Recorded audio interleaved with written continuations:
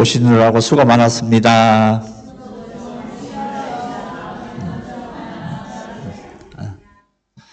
제가 왜 이 인사를 하냐면 아침에 비가 좀 많이 왔잖아요. 그래서 아침에 다들 오시기에 참 불편하시겠다. 심지어 목사도 나도 비가 너무 와서 이런 날 좀 쉬면 좋겠다는 생각이 들더라고요, 사실은. 근데 여러분은 오직 하겠습니까? 그런데도 불구하고 이렇게 귀한 걸음 하셔서 오셨으니까 하나님께서 오늘 이 아침에 또 특별한 귀한 걸음 한 만큼, 하나님께는 그런 것 같아요. 내가 귀한 것을 드리면 하나님 나를 후대하셔서 더 귀한 것으로 갚아주시는 게 하나님의 은혜니까 오늘 여러분 가운데도 하나님께서 놀랍고 귀하고 아름답고 이 땅에 좋은 것으로 갚아주실 줄 믿습니다. 자, 여러분, 우리 삶 가운데 행동의 변화가 쉬울까요? 생각의 변화가 쉬울까요? 행동의 변화가 쉬울까요? 생각의 변화가 쉬울까요? 어떤 게 쉬울 것 같으세요? 사실 행동의 변화는 쉽습니다. 어떻게 쉬우냐면 이렇게 강한 힘을 준다든지, 그러니까 내가 감당할 수 없는 큰 힘, 그 힘이 나를 지배해버리면 내 행동이 따라갈 수밖에 없어요. 예를 들어서 우리 젊은 대한민국의 젊은이들 보면 혈기 왕성하고 막 자기 멋대로 하는 친구들도 어디에 가면 변하죠? 군대 가면 변해요. 네, 군대라고 하는 그 강압적인 그 조직적인 그 강압한 힘에 의해서 행동이 변화가 일어나기 시작합니다. 그리고 또 우리의 행동을 변화시키는 거 있죠. 예를 들어서 우리가 이제 운전을 막 하다가 우리 운전하면 막 가끔 한 번씩 신호를 무시하고 팍 가려고 하는 그런 게 있잖아요. 그러다가 뭐를 한번 경험하면 그 버릇이 고쳐질까요? 스티커 페널티 한 500불짜리, 한 600불짜리 한번 딱 떼버리면 바로 행동이 교정이 일어납니다. 그러니까 우리가 미끼를 물면 자연스럽게 우리의 행동은 변화가 일어날 수 있어요. 그런데 이 생각의 변화, 특별히 우리가 그 생각이라고 하는 것을 가치관 또는 세계관이라고 할 수 있겠죠. 이 세계관, 가치관의 변화는 참 어렵습니다. 왜 어렵냐? 자신의 생각을 붙드는데 우리가 하기 때문에 충성하기 때문에 그래요. 내 생각, 내가 지금까지 갖고 있던 생각을 내려놓고 그 생각에 변화를 준다? 우리는 그렇게 살지 않습니다. 어떻게 해요? 오히려 더 내 생각에 더 집중하고 내 생각대로 하려고 하는 거기에 더 내 마음을 쓴단 말이죠. 그러다 보니까 내 생각의 변화가 어려운 겁니다. 미국의 어떤 한 재벌인 노부부가 이제 자신의 말년에 좋은 일을 한번 해보려고 미국 하버드 대학교를 방문했습니다. 그래서 자신이 평생 모은 이 큰 돈을 이제 이 하버드에 기증을 해서 학교 발전을 위해서 좀 많이 써야 되겠다 생각하고 이제 그 하버드 대학을 방문한 겁니다. 그러려면 이제 그 하버드 대학 정문 앞에 이제 통과를 하려고 하니까 이 하버드 대학 정문을 지키시는 분이 이 노인 두 분을 보더니 이 옷차림이 허술하고 하니까 못 들어가게 하면서 막 무시를 하는 거예요. 그래서 이제 이분이 한 번 더 참고 이 어르신이 이제 물었어요. 이 문을 지키시는 분한테 이런 큰 대학을 지으려면 돈이 얼마나 들까요? 했더니 이 문을 지키시는 분이 허름한 이렇게 옷을 그러니까 이렇게 잘 못 입고 하니까 무시한 거죠. 그래서 들은 채도 만 채도 하면서 확 무시해버린 거예요. 그러니까 이 두 어르신들이 너무 우리말로 열을 받으신 거죠. 그래? 그럼 직접 내가 학교를 세우지. 라고 해서 돌아가서 세운 학교가 미국의 그 유명한 스탠포드 대학교입니다. 그래서 나중에 이 하버드 대학교가 이 사건을 알게 되고 나중에 정문에다가 뭐라고 써붙였냐면 사람을 외모로 취하지 말라라고 하는 그 표를 그 정문에다 붙였다는 거예요.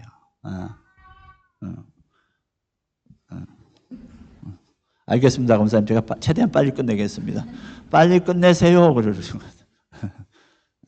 자, 그래서 이 하버드 대학 정문에서 일하시는 그분 때문에 하버드는 엄청난 뭘 입었어요?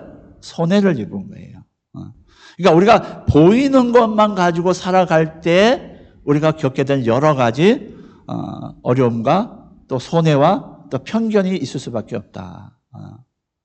모든 사람들은 편견을 가지고 살 수밖에 없습니다. 그래서 뭐 여러 가지 민족적, 지역적, 참 우리나라도 이 지역적인 편견을 벗어나는 게 참 어려워요. 그걸 어디서 알 수 있습니까? 선거 때만 되면 이 지역적인 걸 못 벗어나는 걸 분명히 알아. 그죠? 이렇게 하면 안 된다는 건 누구나 다 알아. 근데 선거만 치르면 결과는 또 그렇게 나와. 이거 참 편견, 이거 벗어나는 게 쉬운 건 아닌 것 같아요. 또 우리 민족적인 어떤 편견도 있잖아요. 우리가 외국에 나와서 살아보니까 어떤 민족들은 좀 안 좋아 라고 하는 그 보이지 않는 편견이 우리 가운데 있단 말이죠. 정말 그 나라는 내가 아무리 선교를 열심히 하지만 그 나라는 안 가고 싶어 하는 나라가 목사인 저도 있습니다. 사실은 말씀은 구체적인 그 나라에 대해서 말씀을 드릴 수 없지만 정말 그 나라는 정말 안 가고 싶어 하는 나라가 있단 말이죠. 그러니까 우리는 여러 가지 면에 있어서 편견을 가지고 있다. 그럼 이런 편견 속에서 그러면 그 편견들, 우리가 일반적으로 갖고 있는 그 편견들을 어떻게 극복할 수 있었느냐, 그런 것들을 말씀하는 것이 오늘 본문 사도행전 10장에 나오는 얘기입니다. 사도행전 10장은 주로 이 고넬료라고 하는 사람, 이방인이었던 군대 장관이었던 백부장이었던 이 고넬료라고 하는 사람의 관점에 맞춰서 많은 분들이 설교를 해요. 그래서 그 이방인이 어떻게 예수를 영접하고 구원을 받았는지에 대해서 초점에 맞춰서 설교를 많이 하는데, 사실은 사도행전 10장에 가장 하나님이 포커스에 맞춘 것은 뭐냐면, 이방인인 이 고넬료가 예수를 믿는 부분도 중요하지만 그 예수를 믿는 고넬료를 통해서 베드로가 가지고 있던 편견, 그 편견을 하나님께서 어떻게 극복시켜서 하나님의 나라가 어떻게 이루어지고 하나님의 복음이 더 어떻게 확장되는지를 보여주시는 것이 사도행전의 10장의 본질입니다. 여러 가지 민족적, 지역적, 혈통적 이런 편견을 가지고 있는 이 베드로를 하나님께서 어떻게 바꾸어 가시는지를 볼 수 있는 거죠. 자, 오늘 본문에 보면, 이 사도행전 10장에 보면 베드로가 한 가지 편견을 가지고 있습니다. 베드로가 우리가 예수님의 수제자라고 해서 굉장히 우리가 좋게 보죠. 물론 뭐 예수님 십자가 돌아가셨을 때 예수님을 부인하기도 하고 해서 실수도 많지만 어떤 면에서는 다혈질적인 사람이기 때문에, 열정을 가진 사람이기 때문에 굉장히 또 필요한 사람이기도 해요. 그런 사람이 있던 이 베드로 역시도 유대인이 가지고 있을 수밖에 없는 편견을 이 사람이 가지고 있었던 거예요. 그래서 그 편견을 깨트리기 위해서 하나님은 이방인이었고 특별히 하나님을 믿고 경건하게 살아가는 이 고넬료라고 하는 사람을 붙여주십니다. 성경의 이 고넬료는 하나님을 경외하고 백성을 구제하고 항상 기도하는 사람으로 표현되어져 있습니다. 사실 이방인이 하나님을 경외하고 백성을 구제하고 항상 기도하는 사람으로 살아간다는 건 쉬운 일은 아닙니다. 그런데도 불구하고 이 고넬료 한 사람은 그런 삶을 살아냈다는 거죠. 대단한 사람입니다. 그래서 하나님께서 이런 고넬료에게 베드로를 통해서 큰 은혜를 베풀려고 이제 하나님께서 계획을 하신 거죠. 하지만 베드로는 하나님의 은혜를 고넬료에게 전할 준비가 되어 있지 않았습니다. 그것은 바로 베드로가 가진 유대적인 사고의 어떤 편협함, 유대적인 사고를 가진 그 편견 때문에 그는 사실은 이 고넬료를 만나는 것을 굉장히 싫어했어요, 처음에는. 왜냐하면 유대인들은 신명기 7장 1절에서 5절 말씀에 보면 이방인들을 접촉하거나 교제하는 것을 금지했습니다. 지금도 유대교회에 속해 있는 사람들 보면 자꾸 이렇게 같이 이방인들과 밥 먹는 것들을 지금도 안 해요. 보면 전통 유대인들은 이방인 사람들하고 이 시드니에 사는 유대인들도 이방인들과 식사하고 이런 것들을 굉장히 꺼려합니다. 그런데 이 신명기의 말씀은 사실 하나님께서 이스라엘 백성들이 이제 가나안 땅에 들어갔을 때에 가나안의 그 우상 숭배와 도덕적 타락에 오염되지 않도록 구별되도록 하나님이 만드신 법인데, 이 유대인들은 그 말씀을 더 확대해서 모든 이방인들과 접촉하는 것을 금지시켰던 거예요, 사실. 그러니까 하나님의 뜻과는 전혀 다른 생각을 가진 거죠. 율법적으로 이 유대인들이 가지게 된 편견인 거죠. 이방인들과 일상적인 교제뿐만 아니라 함께하는 것, 식사하는 것조차도 금지를 시켰어요. 더욱 엄격한 유대인들은 이방인들이 파는 물건이나 또는 음식을 사지도 않고 먹지도 않았다는 거죠. 이토록 철저하게 뼛속까지 유대인이었던 이 베드로가 이방인이었던 고넬료를 만난다는 것은 상상도 할 수 없었던 일이라는 거죠. 그러다 보니까 하나님은 지금 자꾸 이방인들을 향해서 복음을 듣지 않는 유대인들도 중요하지만 더 큰 하나님의 나라 큰 그림을 위해서 이제 누군가는 저 이방인을 향해서 가야 되는데, 그래서 물론 하나님께서 사도 바울 이방인의 그릇으로 사도 바울 부르시긴 했지만 또 다른 데에서도 하나님의 복음의 확장이 일어나야 되는데, 그래서 이제 베드로를 쓰시려고 하다 보니까 베드로가 자꾸 거기에 자신이 갖고 있는 유대인으로서의 어떤 그 이방인을 대하는 그 편견 때문에 자꾸 뭐 하는 거예요? 걸림돌이 되더라는 거죠. 그래서 베드로도 이 유대인의 그 편견적인 사고에서 벗어날 수 없었던 거죠. 그래서 유대적인 사고와 전통의 얼매인 이 베드로에게는 이방인에게 복음을 전한다는 것은 꿈도 꾸지 않는 그런 일이었다는 거죠. 자체가 불가능한 일이었다는 겁니다. 베드로의 이 유대적인 편견 가치관이 우리가 성경을 봐서 알지만 하나님 나라의 복음의 확장에 얼마나 걸림돌이 되는지 모릅니다. 이런 의미에서 볼 때 우리도 역시도 우리가 가진 편견으로 인해서 하나님의 복음, 하나님의 나라, 하나님이 꿈꾸시는 그 나라를 이루어 가는데 우리가 뭐 할 수 있다? 걸림돌이 될 수 있다. 여러분, 우리가 저와 여러분이 하나님 나라의 걸림돌이 될 수 있다는 걸 기억하셔야 돼요. 나는 예수를 믿을까? 나는 교회 생활을 열심히 하니까 나는 뭐 하나님이 다 오케이 할까? 절대 그렇지 않습니다, 여러분. 우리가 하나님의 나라의 사람으로 정말 하나님의 뜻을 이루는 데 있어서 오히려 내가 걸림돌이 될 수 있다는 거죠.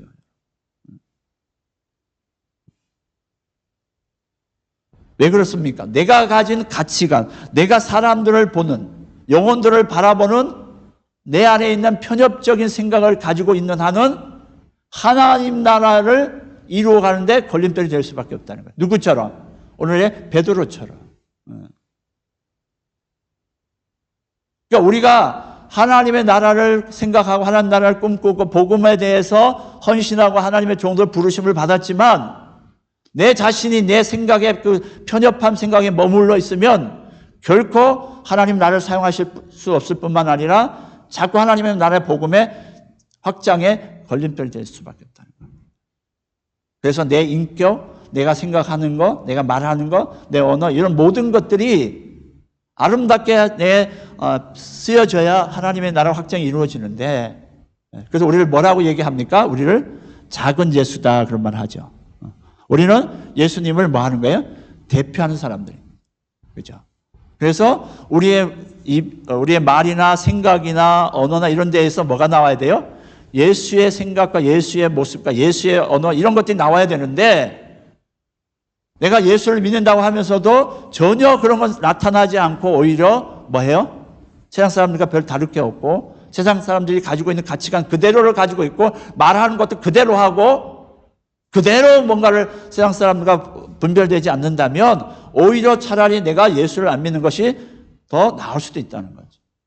세상 사람들은 나를 보면서 봐요. 저런 사람 같으면 내가 예수 안 믿겠어. 솔직히 우리 사회에서도 그런 경험 많이 하잖아요. 그런 경우가 있을 수 있다는 거죠. 그래서 그것 때문에 우리가 많은 분들이 상처를 받기도 합니다. 뭐 일일이 다 언급을 할 수는 없지만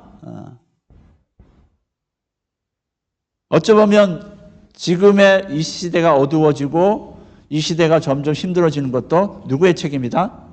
교회의 책임입니다. 그리고 그 교회에 속한 우리들의 책임일 수 있다는 거예요. 분명히 성경에는 교회는 세상의 빛이요? 빛이라 그랬잖아요. 그런데 그러면 빛을 발휘해야 되는데 빛을 발하지 못하면 그게 빛이라고 할 수 있을까요? 없죠. 교회가 빛을 발하려고 우리가 빛을 발하는 하나님의 자녀로 살아가야 되는데 빛을 발하지 못하니까 세상이 어두워지는 것은 어찌 보면 당연한 일이라는 거죠. 그러니까 저나 여러분이 책임의식을 좀 가지셔야 돼요. 아, 세상이 이렇게 된 건 내 책임이구나. 우린 그런 거 생각 안 하죠. 그냥 나만 오면 오케이. 나만 복 받고 나만 잘 되면 돼. 이런 생각을 한단 말이에요. 그런 어떤 편협적인 생각, 그런 편견을 가지고는 하나님 나라를 이루어갈 수 없다는 겁니다. 그래서 이제 하나님께서 그 편협적인 생각을 가진 이 베드로를 어떻게 깨트리십니까? 이 베드로가 기도하는 가운데 환상을 하나님이 보여주시죠. 그것도 몇 번? 3번이나 거쳐서. 기도하는데 환상이 왔는데 성경에 분명히 부정한 음식이라고 여겼던 베드로가 그동안 배우고 익숙해져 있던 그 부정한 음식이라고 했던 그것이 내려와서 자기를 보고 자꾸 먹으라고 자꾸 이야기를 하는 거라는 거예요. 잡아먹으라, 잡아먹으라. 근데 하나님의 명령임에도 불구하고 베드로는 그것을 결코 먹지 않죠. 하나님이 분명히 명령하셨음에도 불구하고 똑같이 그것도 3번이나 말씀하셨음에도 불구하고 그것을 먹지 않는단 말이죠. 그러니까 우리가 알 수 있죠. 베드로가 얼마나 완고한 사람인지 알 수 있죠. 자기 생각이 얼마나 갇혀 있는지 알 수 있죠. 적어도 우리는 한 번만 하나님이 야, 뭐 해라 하면 우리는 금방 열린 사람이잖아요, 우리는. 그러니까 금방 반응을 할 건데 3번이나 하셨는데도 나는 못해요, 나는 안 먹어요 라고 하는 것을 보면 베드로가 얼마나 그 뼛속까지 유대인의 그 사고방식에 쩔여 있는지를 우리가 알 수 있다는 거죠. 그러면서 베드로는 상당한 갈등을 겪었을 거란 말이죠. 이건 뭐지? 그리고 이제 사람들이 오잖아요. 고넬료에서 초청한 사람들이 와서 베드로를 이제 초청해서 데리고 가려고 합니다. 이거는 이 환상은 고넬료 집에 가라고 하는 하나님의 메시지였잖아요. 그런데 이 막상 고넬료의 사람들이 와서 자신을 초청해 갔을 때 제가 봤을 때는 베드로가 좀 꺼림직하게 해서 간 것 같아요. 나중에 이제 자신이 고백하는 것을 보면 그렇죠. 아, 이방인에게도 하나님께서 문을 열고 계신다는 것을 이제 내가 알았다. 그렇게 고백하는 것을 보면서 아, 바울이 여전히 하나님께서 이 고넬료를 만나라고 하시지만은 가면서도 뭔가 꺼림직하게 갔구나라는 것을 짐작해 볼 수 있다는 거죠. 그러니까 사람의 생각, 고집, 편견이 얼마나 완강한가를 알 수 있다는 거죠. 만약에 하나님께서 환상을 통해서 베드로에게 하나님의 뜻을 보여주지 않았다면 제가 생각하기에는 베드로는 결코 고넬료 집을 가지 않았을 거예요. 하나님이 3번이나 말했는데도 안 갔다면, 환상도 안 보여줬다면 당연히 안 갔을 거라는 거죠. 이방인들에게 복음이 전해질 것이라고는 상상도 못하고 이방인들이 성령을 받으리라고는 도무지 믿을 수가 없었다는 거죠. 베드로는. 이런 일은 있을 수 없어라고 아주 자신의 생각으로 딱 단정 지어서 아, 이런 도저히 하나님은 유대인의 하나님이지 이방인의 하나님은 아니야라고 하는 자신의 그 생각에 완전히 사로잡혀서 더 이상 발전이 없었다는 거죠. 여러분, 우리가 오늘 살펴보면서 베드로의 편견이 얼마나 무서운지를 우리가 알 수 있죠. 여러분, 베드로에게만 이런 편견이 있을까요? 여러분은 예수를 믿으셨기 때문에 이제는 내가 꼴 보기 싫은 사람이 다 없으셨지 않나요? 여러분이 갖고 있는 편견으로 사람을 판단해서 이 사람은 이래, 저 사람은 저래 이러면서 판단해서 미워하고 알게 모르게 섭섭함을 느끼고 알게 모르게 여러 가지로 생각을 가지고 사람들을 봤던 그 시각들이 이제 다 사라지고 여러분은 한 사람도 꼴 보기 싫은 사람이 없어졌지 않나요?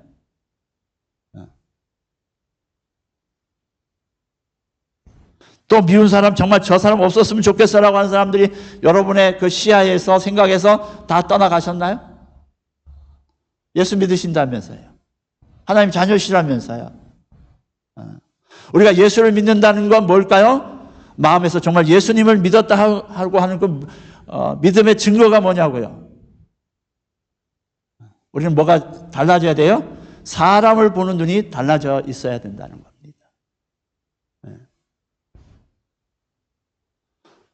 여러분, 세상의 분들이 달라 보이십니까? 대답을 좀 해보십시오. 대답을. 네. 이제 미운 사람 없어지셨습니까?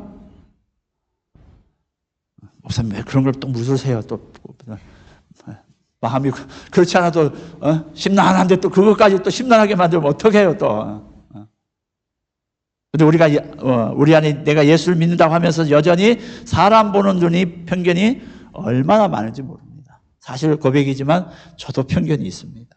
사람을 보면서 아무래도 나한테 잘하고 또 이런 사람이 좋게 보이고 좀 저거 하고 섭섭하게 하고 좀 마음 상하게 한 사람은 지금도 제 가슴속에 이렇게 열어서 보여드릴 수는 없지만 남아있는 사람도 있어요. 힘들 때 좀 같이 좀 하면 얼마나 좋아. 하나님 나라 같이 세우면 자기 힘들다고 그냥 다 자기 이익을 찾아가는 그런 걸 보면서 여러분 목사만큼 미워할 만한 사람이 얼마나 많았겠습니까? 그죠? 그거 진짜 쓸어내린다고 정말 저도 진짜 쉽지는 않더라고요. 근데 지금도 있어요. 사실은 고백하면. 근데 사실은 이런 가르침은 성경에도 하나님이 가르쳐 주시지도 않으셨고 성경의 말씀에 근거한 어떤 곳에서도 우리가 가지고 있는 선입견 때문에 고집 때문에 편견을 가지고 사람을 구분해라고 하신 말씀은 없었다는 거예요. 그렇죠? 하나님이 주신 눈으로 보지 않고 편견을 가지고 사람을 보는 것이 우리 안에 얼마나 뿌리 깊게 자리 잡고 있는지를 알 수 있다는 거죠. 마이클 야코노엘의 영성이라고 하는 책에서 보면 기독교가 왜 굿뉴스냐, 왜 좋은 소식이냐 했을 때 뭐라고 얘기를 하냐면 모든 사람에게 똑같은 기회를 부여해 주고 모든에게 개방되어 있기 때문이라고 얘기를 합니다. 그래서 이 굿뉴스라는 거죠. 남녀노소 있고 없고에 상관없이 모든 사람들에게 똑같이 기회를 부여하고 똑같이 개방되어 있기 때문에 이게 굿뉴스라는 겁니다. 그렇잖아요. 예수님이 십자가에 죽으셔서 구원을 길을 열어놓으셨는데 돈 많고 빽 있고 실력 있는 사람만 와라 이러시면은 그게 복음이 아니죠. 복음이 뭐예요? 가난한 자나 힘없는 자나 정말 아무 능력이 없는 사람도 예수를 마음으로 믿고 입으로 시인만 하면 구원에 이르게 하는 이 열려있는 거 이것 때문에 우리가 기독교가 굿뉴스라는 거죠. 그런데 우리는 어떻게 해요? 나의 잣대라고 하는 그 나쁜 권력을 가지고 사람들을 판단합니다. 여러분 사람을 판단하는 거 여러분 권력입니다. 여러분 권력이 뭐죠? 기준도 없이 자기 멋대로 사용하는 것이 바로 권력입니다. 그죠? 특별히 자기가 원하는 쪽으로 자기가 생각하는 쪽으로 자기가 하고 싶은 대로 하는 것이 우리는 권력이라고. 그러면 여러분 그런 사람들 그런 나쁜 권력을 보면 여러분 어떠세요? 박수를 쳐줍니까? 아니면 저럴 수 있나 이러고 하십니까? 근데 우리는 생각을 착각을 합니다. 내 생각 가지고 사람을 판단하고 내 생각 가지고 좋고 말고를 하는데 그게 뭐예요? 무슨 게 있어요? 하지만 그건 하나님이 보셨을 때 하나님이 우리에게 위임하지 않는 권력이라는 겁니다. 여러분 권력이라는 걸 못 느껴보셨죠? 사람을 판단하는 것이 이게 권력이다라고 하는 생각을 안 해보셨을 거란 말이죠. 근데 그게 권력이에요.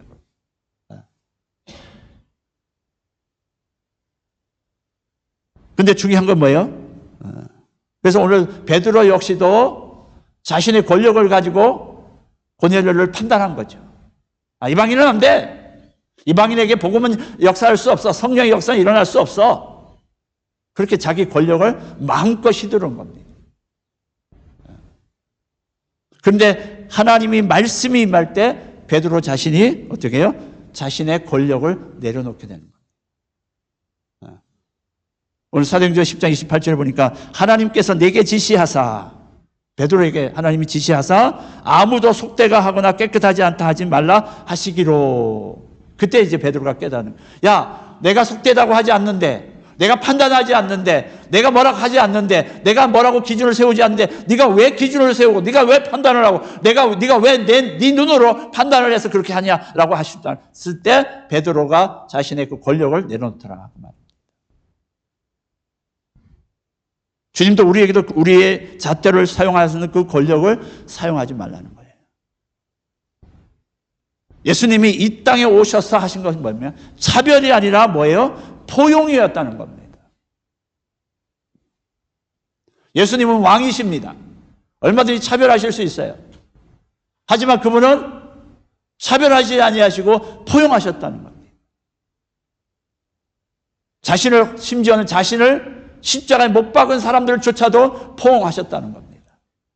자신의 기준으로 자신의 생각으로 판단하지 아니하시고 하나님 아버지의 생각과 하나님 아버지의 뜻대로 아버지가 갖고 계신 그 하나님의 나라의 그 큰 뜻을 위해서 심지어 자신에게 총가를 대는 그들까지도 포용하시면서 그들을 일을 이루셨다는 겁니다. 그럼 우리는 뭐 해야 돼요? 우리의 눈이 거듭나야 됩니다. 아멘. 어떤 눈요? 사람을 보는 눈이 달라져야 한다. 사실은 하나님의 우리가 사람의 보는 눈이 달라질 때가 우리 평생에 한 번은 있을 수 있어요. 어떻게 해요? 내가 예수를 믿고 구원받았고 거듭났을 때, 그걸 우리가 뭐라고 얘기하죠? 첫사랑을 하나님과 느꼈을 때. 저는 개인적으로 이 하나님을 인격적으로 만나고 첫사랑을 경험하고 나니까 세상이 달라 보이더라고요. 하늘도 달라 보이고요. 나무 한 그릇도 달라 보이고 특별히 영혼들이 달라 보이더라고요. 그렇게 걸어는 가지만 야, 저 영혼들이 살아는 있지만 생물학적으로 살아있지만 영적으로는 죽어서 머지않아 저 지옥 가서 벌벌 떨 그 사람들을 보면 어제 우리 초원 모임에서 그런 얘기를 했지만 요즘 드라마가 재밌는 드라마가 나왔다면서요. 거기 누구죠? 그 손석구 씨하고 누구? 네? 김혜자. 고사님 자주 보시네요. 이름 자주 이름을 아시는 거 보니까. 김혜자라고 하시는 분하고, 그러니까 뭔가 안 맞잖아요. 젊은 사람하고 나이 드신 분하고. 근데 아마 스토리가 김혜자 이분이 권사님이세요. 권사님이 뭐예요? 천국에 가서, 예전에 살던 남편, 그러니까 남편은 젊은 사람으로, 자신은 이제 나이가 지금 든 상태로 천국을 가서 벌어지는 여러 가지 이야기들을 해놨다고 그러더라고요. 근데 거기서 제가 무슨 얘기를 하냐면 거기서 천국과 지옥을 얘기하는데 지옥을 너무 리얼하게 해놨대요. 저는 보진 않았는데 우리 어떤 분들이 얘기하기를 지옥이 너무 리얼하게 해놨대요. 그래서 여러분 한번 지옥이 어떤 것인가를 간접적으로 드라마를 통해서 한번 보십시오. 그러니까 저도 그때 사람들이 생물학적으로 살아서 걸어가지만 저 영혼들이 지옥 갈 것을 생각하니까 너무너무 막 눈물이 나더라고요. 그런 경험을 했었어요. 아마 여러분도 아마 다 한 번쯤은 하나님과의 첫사랑을 경험하면서 이런 일들을 한번 경험해 봤을 거예요. 그런데 시간이 흘러가면서 알게 모르게 내가 뭐예요? 그냥 이제 평범해진 거죠. 열정이 식어진 거죠. 하나님에 대한 첫사랑이 식어지고 신앙이 뭔지도 식어지면서 그냥 매너리즘에 빠져가지고 아무 생각 없이 그냥 신앙생활을 하다 보니까 뭐예요? 내 눈이 자꾸 뭐예요? 어두워지기 시작하고 내 눈이 영혼을 바라보는 눈이 아니라 어떻게 하면 저 영혼을 통해서 내가 득을 볼 수 그런 식으로 세상의 눈으로 다시 이렇게 내가 바뀌어 가는 거죠. 여러분 눈 나쁘면 뭐 해야 돼요? 우리 백내장 같은 거 걸리면 뭐 해야 돼요, 여러분? 수술하셔야죠. 우리의 영적인 눈이 사람을 보는 눈이 변질됐다면 우리가 뭐 해야 돼요? 영적 수술 하셔야죠.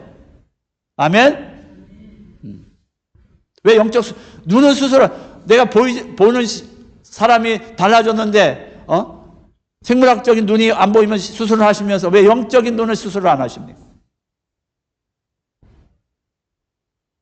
그래서 수술하셔야죠. 왜? 어떻게 해요? 하나님의 말씀의 잣대로 우리의 영적 눈을 수술하셔야 돼요. 그래서 우리가 사람을 보는 눈이 달라져야 된다. 그 말이에요. 나를 이익되게 하는 사람만 좋게 볼 게 아니라, 나를 힘들게 하고 해도 그 영혼을 바라봤을 때, 저 영혼이 구원받지 못했다면, 저 영혼이 정말 지옥을 가고 있다면, 그 영혼을 더 불쌍히 여기는 그런 하나님의 눈을 가진 사람이 되어야 된다.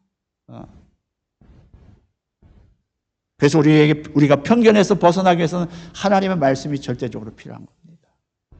하나님 말씀이 자꾸 우리를 들어오셔서 말씀이 우리 안에 내주하셔서 말씀을 통해서 자꾸 우리가 변화되어져야지 절대 우리는 바꿀 수 없습니다. 앞에 초두에서 제가 말씀드렸죠. 행동의 변화는 쉬워도 뭐야? 가치관과 생각의 변화는 어렵다. 그 생각의 어려운 변화를 무엇으로? 하나님의 말씀으로 밖에는 변화시킬 수 없기 때문에 하나님 말씀을 여러분 계속해서 먹고 자꾸 소화시키고 자꾸 해야 내가 내 사람을 보는 시각이 달라질 수 있다는 겁니다. 우리는 우리의 편견을 벗어버리고 하나님의 뜻을 잊고 살아야 될 사람 맞죠? 맞습니까? 맞습니까? 예.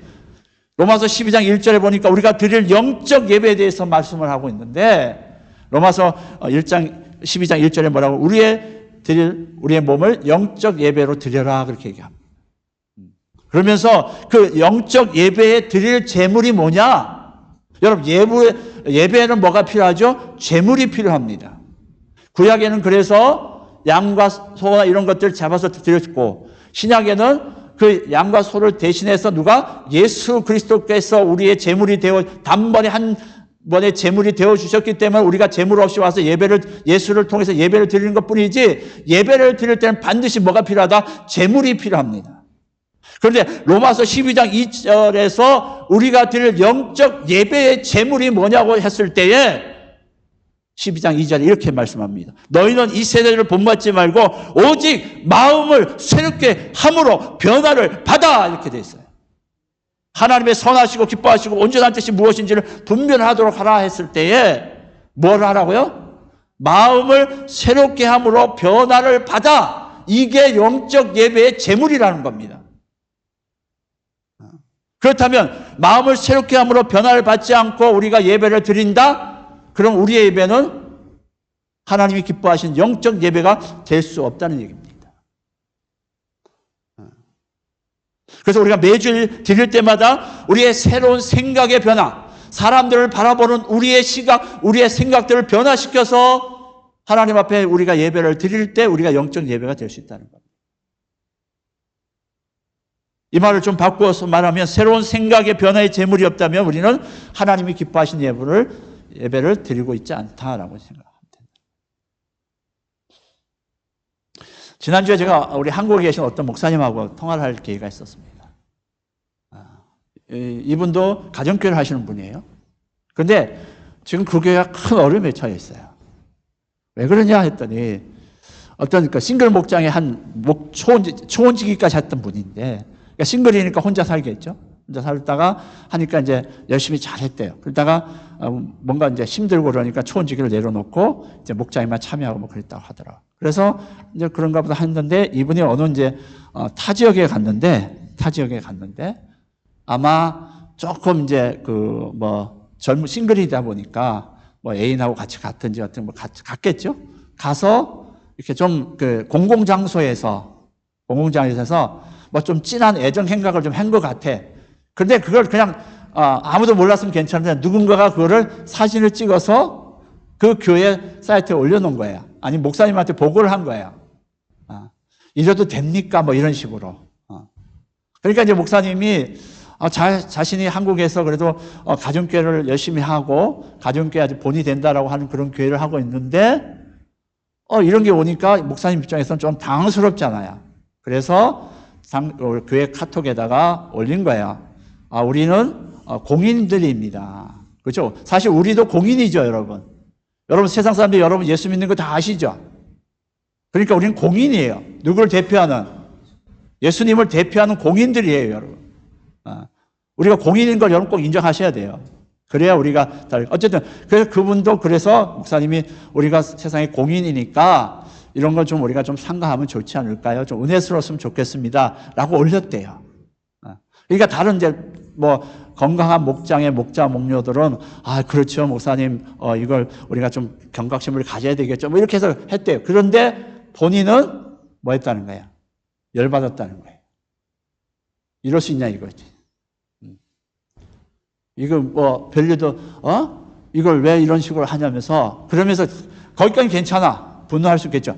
그 다음에 뭐예요? 목사를 물고 지면서 목사님의 비리를 내가 다 까발려가지고 교회를 확 뒤집어 놓겠다라고 하는 식으로 사람이 막 이렇게 변하더라는 거예요. 그래서 막 이 목장도 찌쩍대고 저 목장 찌고 온 교회를 다 쑤셔대가지고 목사님을 그냥 발칵 그냥 뒤집어 놨다는 거예요.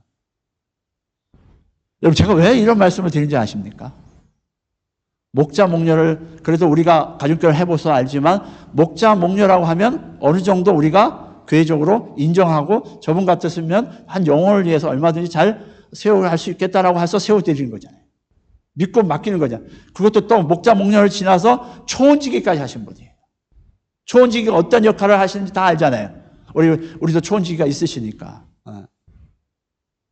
그러면 초혼지기나 목자, 목녀까지 했던 분이라면, 만약 목사님이 그렇게 올리면 뭐라고요? 딱 한마디만 하면 되잖아요. 아, 목사님, 그래요. 제가 혹시라도 제가 너무 지나친 것 같아요. 목사님 잘못했던 말 필요도 없어. 그냥 다음부터 조심하게. 이러면 되잖아요. 아무 문제일 거 없잖아요. 그죠? 쉽게 넘어갈 수 있는 문제잖아요. 그런데 거기다가 목사님을 다 뒤쫓아 다 까발린다, 뭐 교회를 가만 안 놔두겠다 하면서 다 그렇게 하더라는 거예요. 제가 무슨 말을 하려고 그래요? 생각의 변화가 안 되더라는 겁니다. 10년, 20년, 30년 예수를 믿어도 초혼지기고 뭐 초혼지기 그 세상적인 말을 하라비를 한다 하더라도 사람이 생각이 안 변하니까 이 지경이 되더라는 겁니다. 우리 교회 식구들 보고 한 소리 아닙니까?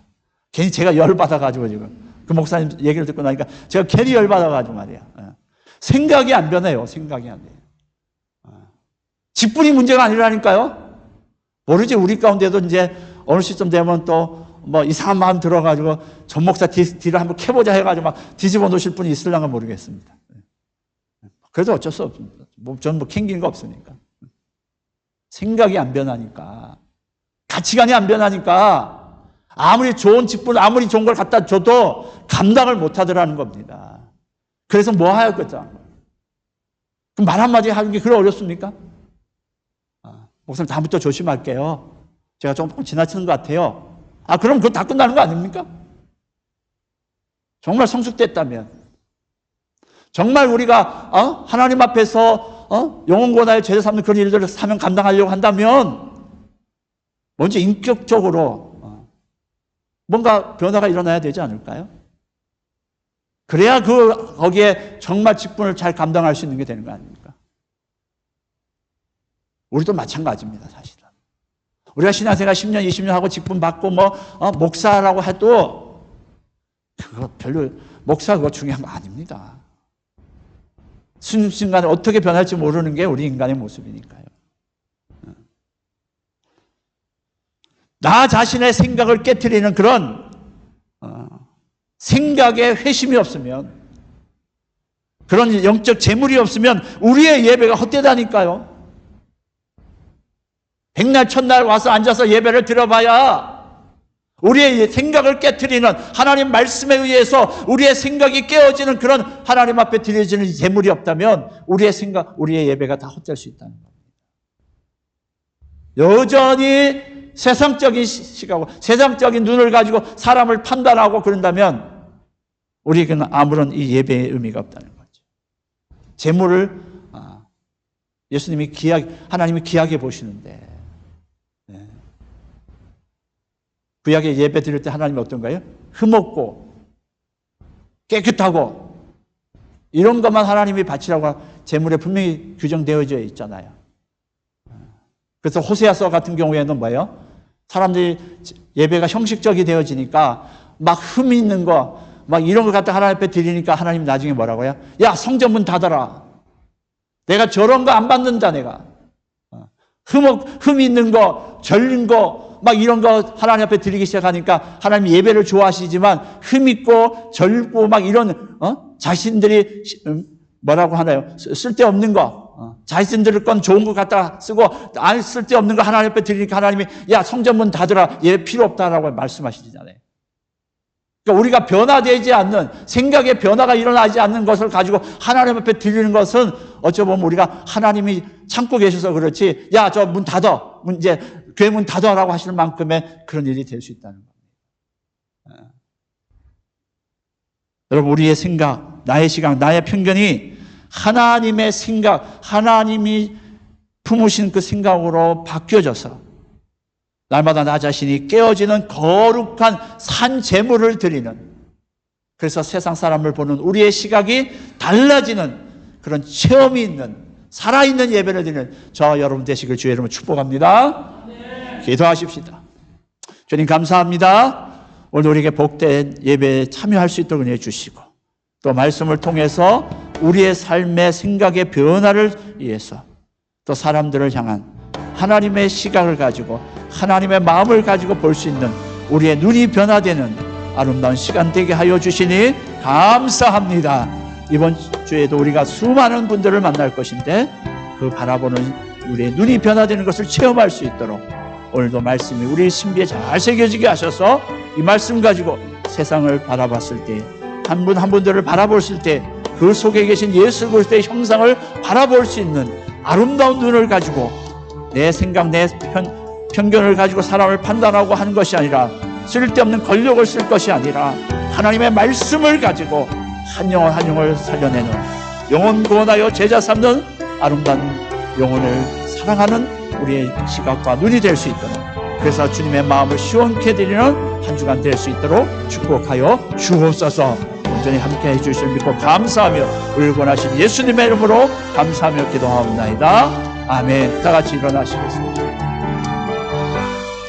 이제는 우리를 죄악 가운데서 구속하신 예수 그리스도의 놀라우신 은혜와 날마다 우리를 사랑하시는 하나님의 그 극진하신 사랑하심과 세상 끝날까지 우리와 함께 더불어 먹고 마시며 우리 안에 내주하셔서 우리의 생각을 바꾸시고 우리의 행동을 바꾸시고 우리의 인생을 바꾸어 가시는 성령님의 교통으로 충만하신 역사가 오늘도 우리의 눈의 시각을 바꾸고 우리의 하나님이 가지신 그 시각을 가지고 세상을 바라보고 한 영혼 한 영혼을 바라보고 또 우리가 만나는 그 모든 분들 한 분 한 분을 바라보면서 그 영혼의 관심을 갖기로 다시 한번 다짐하고 하나님 앞에 나아가는, 결단하고 나아가는 이 자리에 계신 우리 모든 분들 한 분 한 분 머리 위에와 저들의 가정과 직장과 사업장 위에 또 우리의 모든 계획들 위해 이제로부터 영원토록 함께 계실지어다. 아멘.